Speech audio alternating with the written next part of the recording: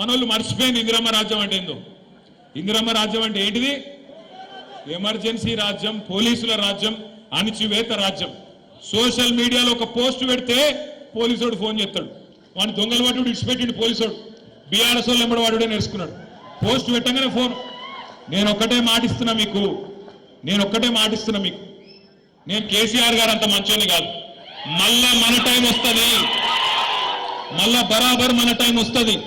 వచ్చినాక పేర్లు రాసి పెట్టుండ్రి, ఒక్కొక్కరిని ఏమేం చేయాలో అని చేద్దాం. వదిలిపెట్టే సమస్య లేదు. దబ్బన కొంతమంది అనుకుంటారు మేము రిటైర్ అవుతాం, ఇంటికి పోతాం, మమ్మల్ని ఏం బిక్తారు అనుకుంటున్నాము.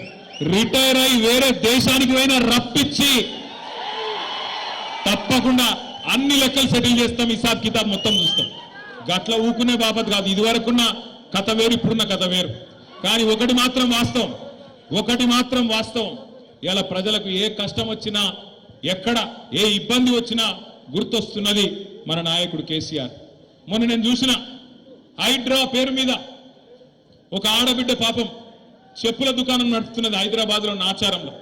ఆమె దుకాణాన్ని హైడ్రా వాడు వచ్చి ఆ బుల్డోజర్ అదేదో హిటాచి పెట్టి కొట్టేస్తున్నాడు. అది పెట్టి కొట్టేస్తుంటే ఆమె మొత్తుకుంటున్నది ఆడ నిలబడి, అన్నా కేసీఆర్ అన్నా ఎక్కడున్నావు రా అని ఆయన చూసిరా లేదా మీరు?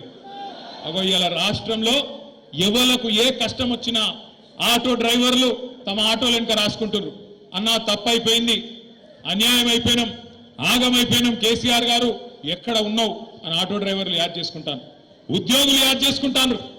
73% జీతం పెంచిండు కేసీఆర్. మమ్మల్ని కడుపులో పెట్టుకొని చూసుకున్నాడు కేసీఆర్.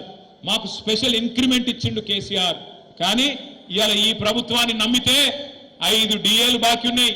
కేసీఆర్ ఇచ్చిన పిఆర్సీ నడుస్తున్నది. 1వ తారీఖు జీతం ఇచ్చుడే ఎక్కువ, మీకు మీరికెళ్ళి ఏమి ఇవ్వాలని చెప్పి ముఖ్యమంత్రి మాట్లాడే పరిస్థితి.